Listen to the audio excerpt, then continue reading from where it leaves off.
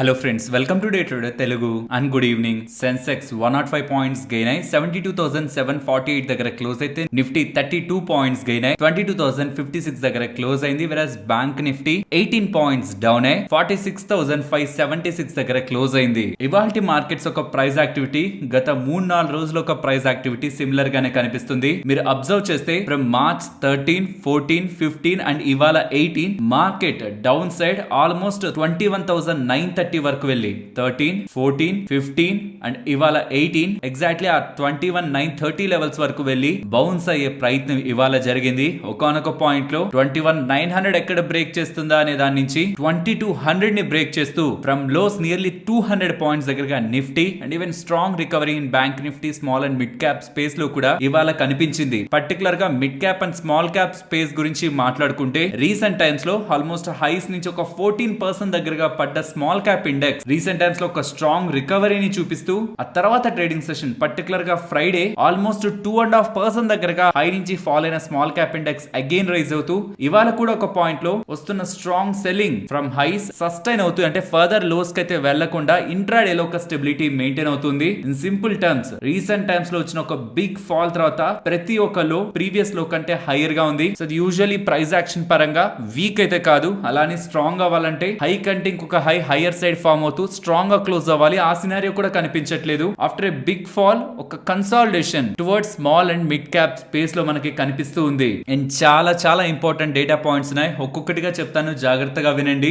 రేపు మనకు ఒక ఇంపార్టెంట్ థింగ్ అయితే రాబోతుంది. బ్యాంక్ ఆఫ్ జపాన్ వాళ్ళు for the first time after 2007 rate hike అయితే తీసుకోబోతున్నారు. అది ఎంత రేట్ హైక్ ఉంటుంది అనేది క్వశ్చన్. 10 బేసిస్ పాయింట్స్ ఉంటుందా, 20 ఉంటుందా, 25 బేసిస్ పాయింట్స్ ఉంటుందా అన్నది బిగ్ క్వశ్చన్ అయితే అవుతుంది. మార్కెట్ ఎస్టిమేట్ చేస్తున్నది 10 బేసిస్ పాయింట్. అలా కానీ జరిగితే యూఎస్డి జేపీవై ఈ పేరు ఉంటుందా, కరెన్సీ పేర్, అది నెగిటివ్ గా ఇంపాక్ట్ అవడానికి అండ్ ఈవెన్ మార్కెట్స్ పరంగా కూడా అలాంటి ప్రభావమే ఉండడానికి కూడా పాసిబిలిటీ ఉంటుంది. మరి చూడాలి రేపు వాళ్ళు రేట్ కట్స్ రిలేటెడ్ గా ఎటువంటి డెసిషన్ తీసుకుంటారు అండ్ దాని ద్వారా మార్కెట్స్ పై ఇంట్రాడే లోనే మోస్ట్ ఆఫ్ ద టైమ్స్ ఇది ఇంట్రాడే లోనే వస్తుంటది, మార్కెట్ టైమ్స్ లోనే వస్తుంటది. కాబట్టి ఇది మన వాళ్ళు గమనించాలి, పర్టికులర్ గా ట్రేడర్స్. అండ్ ఇది ఒక సెంట్రల్ బ్యాంక్ మాత్రమే కాదు, ఈ వీక్ లో సుమారుగా 14 సెంట్రల్ బ్యాంక్స్ దగ్గరగా మనకి డెసిషన్ అయితే చెప్పబోతున్నాయి. అందులో ప్రధానమైనది US fed means federal reserve వాళ్ళు, అమెరికాకు సంబంధించిన సెంట్రల్ బ్యాంక్ వాళ్ళు వెనస్డే అప్డేట్ చేస్తారు అండ్ ఆ ఇంపాక్ట్ థర్స్డే మన మార్కెట్స్ మీద ఉంటుంది. సో వెనస్డే ఓవర్ నైట్ ఎవరైనా పొజిషన్స్ ని క్యారీ చేస్తున్న వాళ్ళైతే కొంత కాషియస్ గా ఉండండి, బికాస్ వాళ్ళు వడ్డీ రేట్లు పెంచుతారని అయితే మార్కెట్ ఎక్స్పెక్ట్ చేయట్లేదు, ఈవెన్ కట్ చేస్తారని కూడా మార్కెట్ ఎక్స్పెక్ట్ చేయట్లేదు. డాట్ ప్లాట్ అని ఒకటి అంటారనమాట, ఇది గుర్తుంచుకోండి. లాంగ్ టర్మ్ లో మీరు స్టాక్ మార్కెట్ లో ఇన్వెస్ట్ చేస్తున్నా, ట్రేడింగ్ చేస్తున్నా ఈ టర్మినాలజీ ఇంపార్టెంట్ గానీ వింటూ ఉంటారు. డాట్ ప్లాట్ అంటే ఎన్ని రేట్ కట్స్ ఉండొచ్చు ఈ సంవత్సరంలో. మార్కెట్ ఎస్టిమేట్ చేస్తున్నది 3 రేట్ కట్స్ ఉండొచ్చు అని. ఇఫ్ ఇన్ కేస్ 3 కాదు 2 ఉంటాయి ఆర్ ఒకటే ఉంటది, అది కూడా ఎప్పుడో ఉంటది అనేలా నెగిటివ్ కామెంట్స్ ఏమైనా వచ్చాయనుకోండి, అది మార్కెట్ కి నెగిటివ్. అలా కాకుండా 3 ఉంటాయని స్ట్రాంగ్ గా చెప్పినా, 3 కంటే ఎక్కువ ఉంటాయని చెప్పినా అది పాజిటివ్. మోస్ట్లీ ఇది ఎలాగో చేయరు comment, positive comment. At least negative గా లేకపోతే చాలు, మార్కెట్ ఏం దీనికి పెద్ద సీరియస్ గా తీసుకోదు. సో మనకి తెలియదు కదా తను ఏం మాట్లాడతారో. కాబట్టి ఓవర్ నైట్ పొజిషన్స్ క్యారీ చేస్తే వాళ్ళు జాగ్రత్త.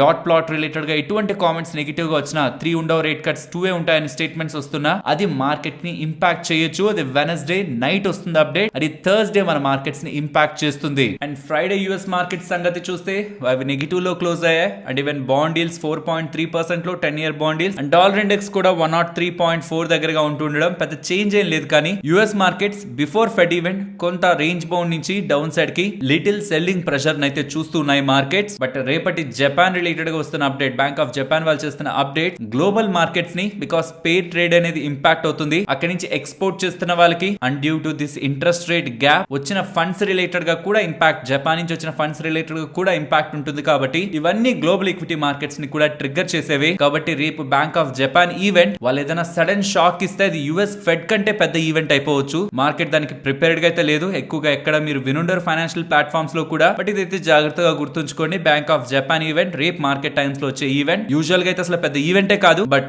వాళ్ళు చేసే స్టేట్మెంట్స్ ఈసారి అనూహ్యంగా ఉంటే అదొక పెద్ద ఈవెంట్ అయి కూర్చోవచ్చు. కాబట్టి ట్రేడర్స్ రేపు మస్ట్ అండ్ షుడ్ గా స్టాప్ లాసెస్ తోను హెడ్జెస్ తోనే పొజిషన్స్ ని మెయింటైన్ చేయండి, నెగ్లెక్టెడ్ గా ఉండకండి. నెక్స్ట్ ఎలక్షన్స్ డేట్స్ అయితే రివీల్ చేశారు. ఏ రాష్ట్రాలకు సంబంధించి ఏ డేట్స్ న పోలింగ్ జరగబోతుందని. మన తెలుగు రాష్ట్రాలైన ఆంధ్రప్రదేశ్ అండ్ తెలంగాణలో మే 13 పోలింగ్ జరగబోతుంది అండ్ జూన్ 4 కౌంటింగ్ ఉండబోతుంది. ఏ రాష్ట్రాల్లో ఎన్నెన్ని డేట్స్ పోలింగ్ డేట్స్ ఉంటాయన్నది ఇక్కడ మీరు స్క్రీన్ పైన గమనించవచ్చు.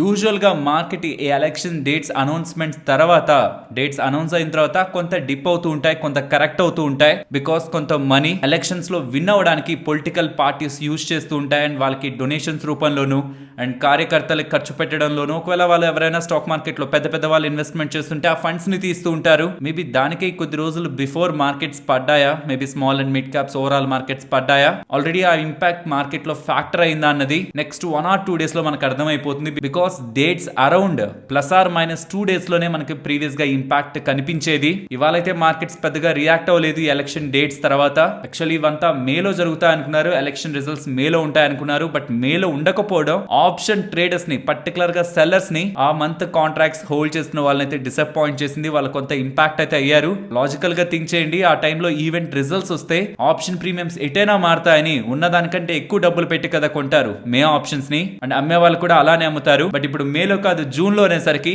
ఐవి అనేది from May to June shift అయి ఉంటుంది. అండ్ మార్కెట్ రిలేటెడ్ గా రీసెంట్ టైమ్స్ లో ఒపీనియన్ ని క్లియర్ గా చెప్పాను. 21,950 బిలో మార్కెట్ క్లోజ్ అవ్వనంత వరకు డౌన్ సైడ్ అసలు మార్కెట్ ని ఎక్స్పెక్ట్ చేసే పనిలో ఉండద్దు. అండ్ 21,950 దగ్గరికి వస్తున్నప్పుడు మాత్రం కాషియస్ గా ఉండాలి. ఇది ఇప్పుడు చెప్తున్నది కాదు, గతంలో చాలా సార్లు చెప్తున్నదే అండ్ రీసెంట్ టైమ్స్ లో కూడా మల్టిపుల్ టైమ్స్ ప్రూవ్ అవుతుంది. కాబట్టి టువర్డ్స్ 21,950 మార్కెట్ సపోర్ట్ తీసుకోవచ్చు, టువర్డ్స్ 22,250 మార్కెట్ రెసిస్టెన్స్ ని ఫేస్ చేయొచ్చు. ఇఫ్ 950 బ్రేక్ అయినా down side, even end of the day లో కూడా చెప్తున్నాను, బ్రేక్ అయినా నెక్స్ట్ ఇంపార్టెంట్ గా ఇమీడియట్ గా 80, 90 or 100 పాయింట్స్ జోన్ లోనే ఇంకొక 2 లెవెల్స్ ఉన్నాయి, 850 and 750. So most of the time అది బ్రేక్ అవ్వదనేదే నా ఒపీనియన్. కాబట్టి రీసెంట్ టైమ్స్ లో 21,750 to 22,250 ఈ 500 రేంజ్ ఒకవేళ ఇంకొంత సేఫ్ గా చూడాలి, ఒక 50 పాయింట్స్ ఎడ్జ్ తీసుకుందాం అనుకుంటే 22,300 to 21,700 ఈ 600 పాయింట్ రేంజ్ లో మార్కెట్ కమింగ్ డేస్ లో రేంజ్ ఫార్మ్ చేయడానికి మెజారిటీ ఆఫ్ ఛాన్సెస్ ఉన్నాయి. ఈ 600 పాయింట్ రేంజ్ ని గమనిస్తున్నాను.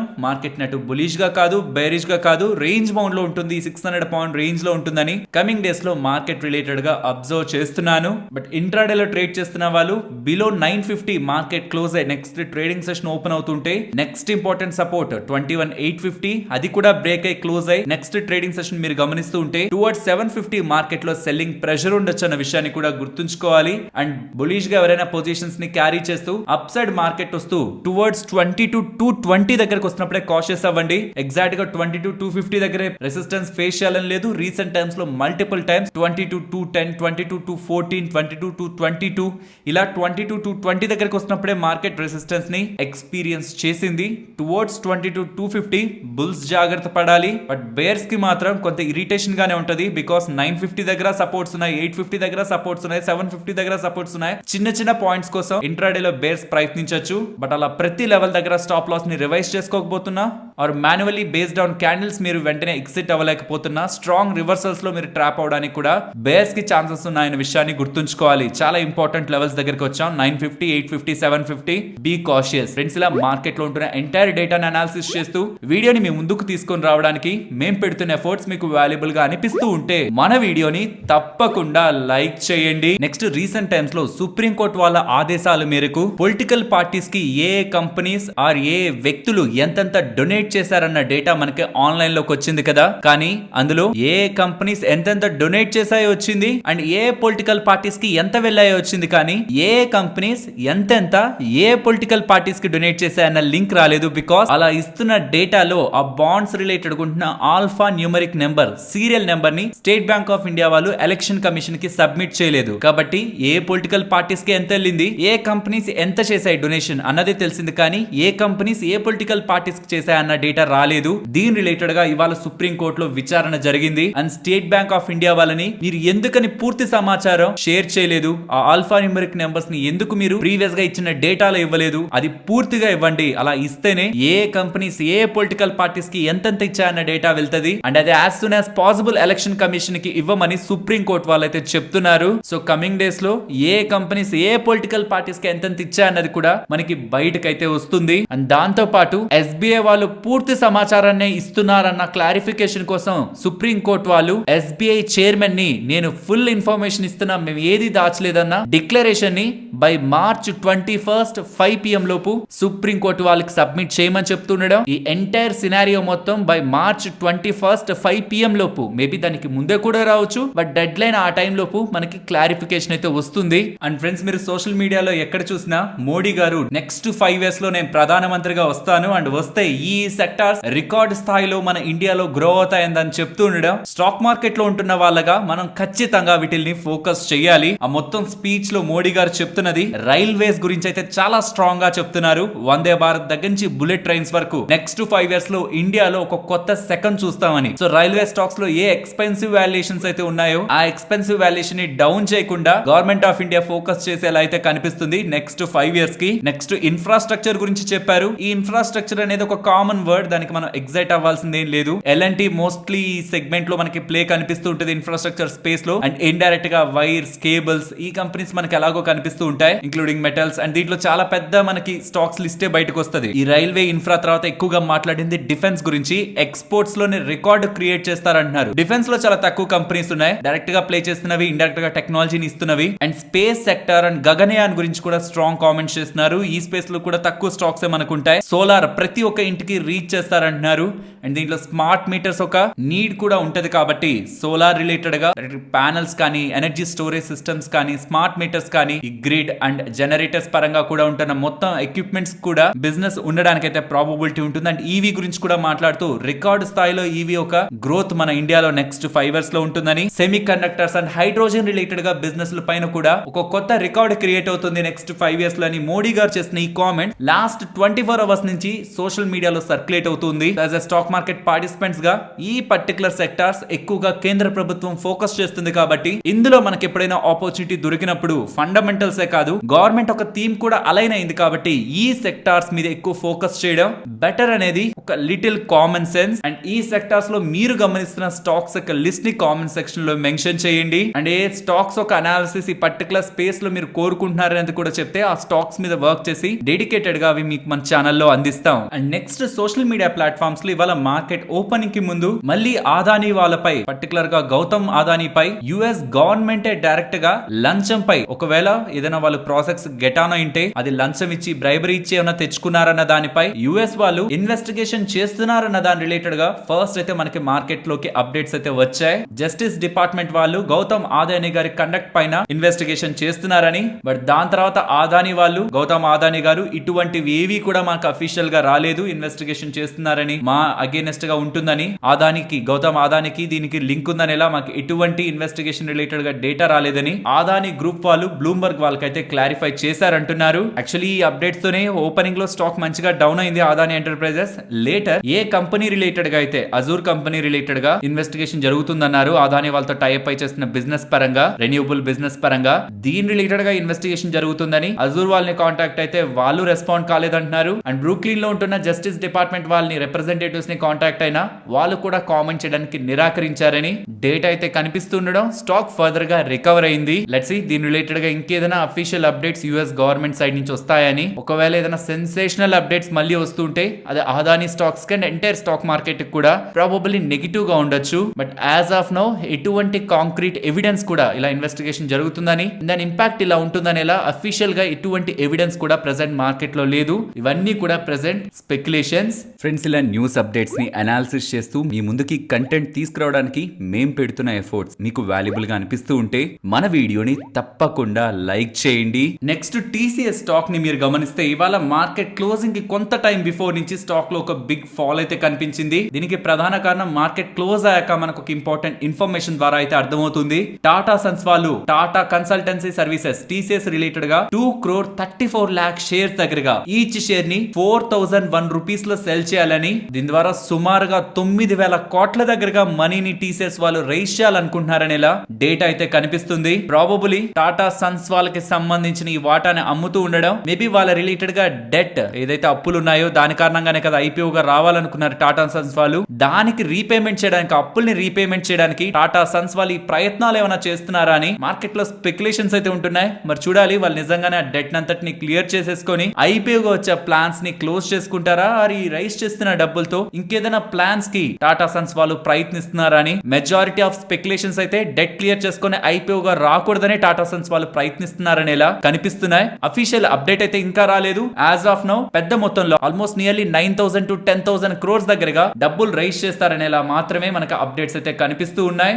నెక్స్ట్ కేంద్ర ప్రభుత్వం దగ్గర నుంచి ఒక ఇంపార్టెంట్ అప్డేట్ అయితే కనిపిస్తూ ఉంది. ఫారెన్ కంపెనీస్ ఎలక్ట్రిక్ వెహికల్ తయారు చేసే ఫారెన్ కంపెనీస్ కి ఇండియాలోకి ఆహ్వానిస్తూ తక్కువ కస్టమ్ డ్యూటీతో కూడా ఇండియాలో ఈవీ మ్యానుఫాక్చరింగ్ స్టార్ట్ చేసుకోవచ్చు అనేలా కేంద్ర ప్రభుత్వం ఇస్తున్న ఈ green signal Indian electric vehicle theme ని ఇంకొక నెక్స్ట్ లెవెల్ కి అయితే తీసుకువెళ్తుంది. మరి వేరే ప్లేయర్స్ రావడం, ఫారెన్ ప్లేయర్స్ రావడం ఇండియన్ ఈవీ మ్యానుఫాక్చరర్ కి కాంపిటీషన్ అవుతుంది కదా, వాళ్ళ బిజినెస్ పోతుంది కదా. లైక్ M&M కానీ టాటా మోటార్స్ పర్టికులర్ గా వాళ్ళకి ఇంపాక్ట్ అవుతుంది కదా. అంటే ఈ క్లాజ్ ని చూడండి, ఏ బెనిఫిట్స్ అయితే ఇస్తారంటున్నారు ఫారెన్ ప్లేయర్స్ కి, అది కేవలం $35,000 కి పైబడి ఉంటున్న కార్లను తయారు చేస్తున్న వాళ్ళకి బెనిఫిట్స్ మీన్స్ ఎక్స్పెన్సివ్ కార్స్ తయారు చేస్తున్న వాళ్ళకి మాత్రమే ఈ బెనిఫిట్స్ ఇస్తా అంటున్నారు. కాబట్టి మన లోకల్ గా తయారవుతున్న ఎలక్ట్రిక్ వెహికల్స్ కి కాంపిటీషన్ ఇచ్చే వెహికల్స్ కి గవర్నమెంట్ కూడా ఇంకా ఎంకరేజ్మెంట్ ని ఇవ్వట్లేదు. సో మినిమం వెహికల్ ప్రైస్ అనేది ఆల్మోస్ట్ $35,000, వాటికి మాత్రమే 15% కస్టమ్ డ్యూటీని విధిస్తున్నారు. And minimum investment $500 million 4,150 crores పెట్టి రావాలి. సో వస్తే పెద్ద కంపెనీ రావాలి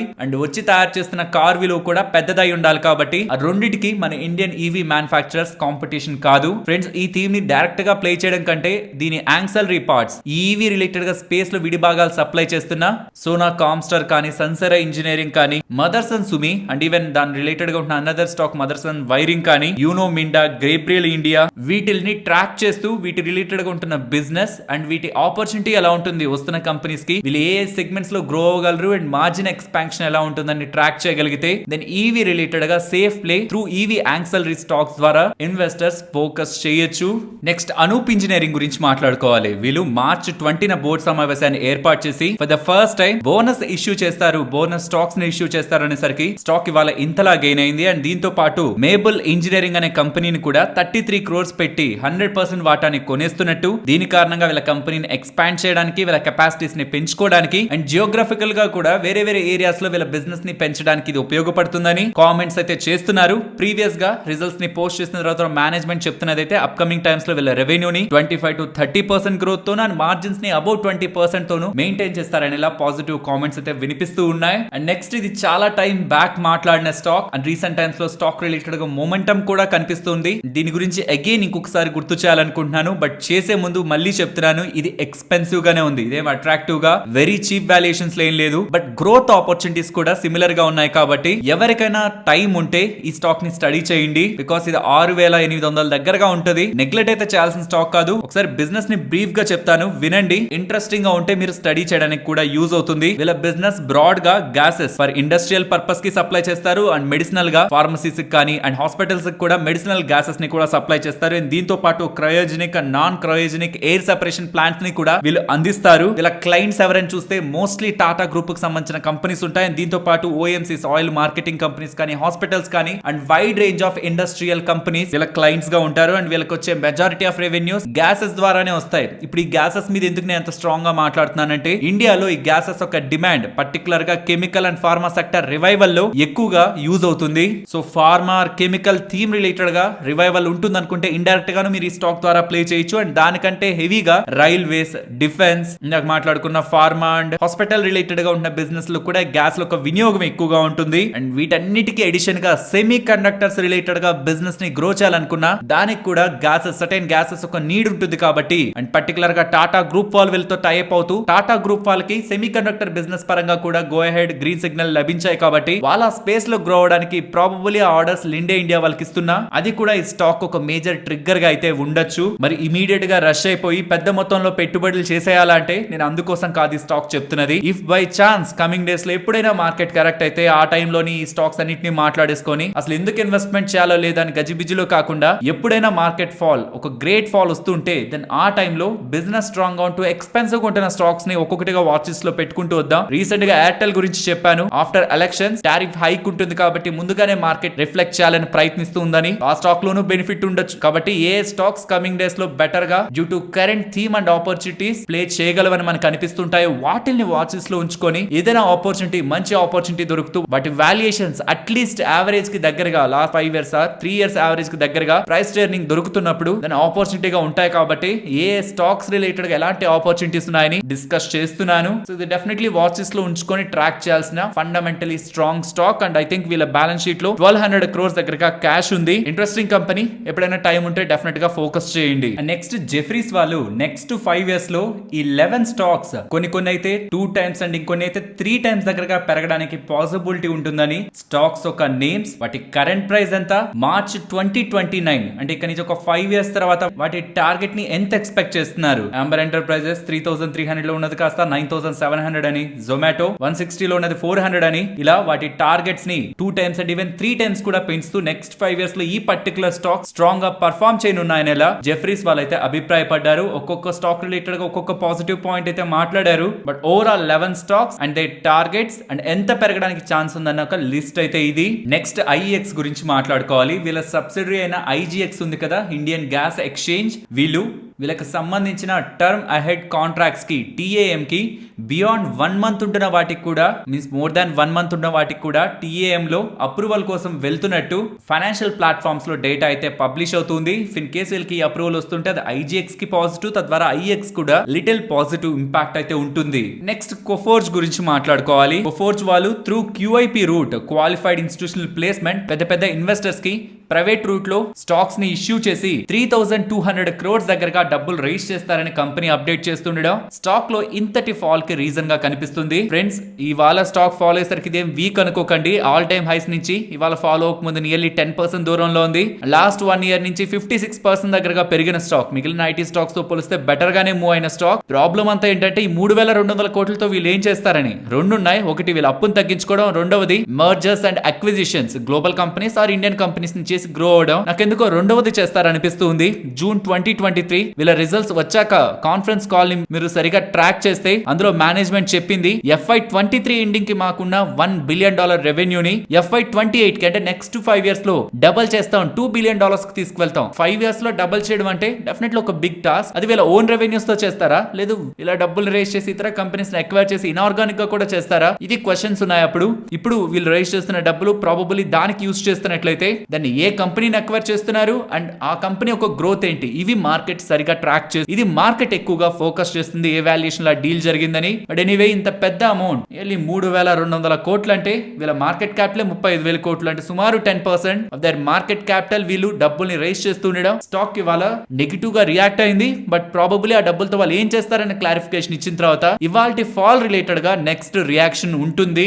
నెక్స్ట్ ఎల్ఐసి లో ఉంటున్న 1,10,000 దగ్గరగా ఎంప్లాయీస్ కి వేజ్ హైక్, సాలరీస్ ని పెంచుతున్నట్టు, అది విత్ రెస్పెక్ట్ టు ఎన్పిఎస్ ని పెంచడం ఫ్రమ్ 10% to 14% అండ్ పెన్షనర్స్ కూడా బెనిఫిట్ ని పెంచుతూ ఎల్ఐసి వాళ్ళు డెసిషన్ ని తీసుకుంటున్నట్లు అప్డేట్స్ అయితే చేస్తున్నారు. దీని కారణంగా ఎల్ఐసి పై 4,000 కోట్ల అధిక భారం ప్రతి సంవత్సరం ఇంకా పెరుగుతుందని అప్డేట్స్ అయితే కనిపిస్తున్నాయి. నెక్స్ట్ ఎస్జేవిఎన్ వాళ్ళకి 200 megawatt solar power project from GUVNL లభించిందని, ఈ ప్రాజెక్ట్ యొక్క కాస్ట్ 1100 crores అనేలా ఎస్జేవిఎన్ వాళ్ళు అప్డేట్ చేస్తున్నారు. And Hindustan Aeronautics Limited HAL వాళ్ళతో మినిస్ట్రీ ఆఫ్ డిఫెన్స్ వాళ్ళు 25 డ్రోనియర్ ఎయిర్ క్రాఫ్ట్స్ రిలేటెడ్ గా, వాటి మిడ్ లైఫ్ అప్గ్రేడ్ రిలేటెడ్ గా, MLU రిలేటెడ్ గా అగ్రిమెంట్ అయితే కుదుర్చుకున్నారు. అండ్ దీని మొత్తం కాస్ట్ 2890 crores. నెక్స్ట్ రైల్టెల్ వాళ్ళకి 352 crores విలువ చేసే order from municipal corporation of greater Mumbai వాళ్ళ దగ్గర నుంచి లభించిందని, అండ్ దీంతో పాటు బీహార్ ఎడ్యుకేషన్ ప్రాజెక్ట్ రిలేటెడ్ గా కూడా 131 crores విలువ చేసే ఆర్డర్ గెలుచుకున్నారని వీళ్ళు అప్డేట్ అయితే చేస్తున్నారు. నిఫ్టీ అలాగే bank Nifty support and resistance present ఉన్న లెవెల్స్ నుంచి down side 21,930 and above 22,190 and above 22,240. Bank Nifty present ఉన్న లెవెల్స్ నుంచి down side 46,450 and below 46,280, above 46,670 and above 46,870. And starting లో చెప్పిన రేంజ్ 22,300 to 21,700. ఈ 600 పాయింట్ రేంజ్ నిఫ్టీ పరంగా very very important range. And ఇదే range లో coming days లో trade అవుతుందని అయితే ఎక్స్పెక్ట్ చేస్తున్నాను. అండ్ మరొక ఇంట్రెస్టింగ్ వీడియోతో మళ్ళీ మీ ముందుకు వస్తాను. అంతవరకు టేక్ కేర్, జై హింద్.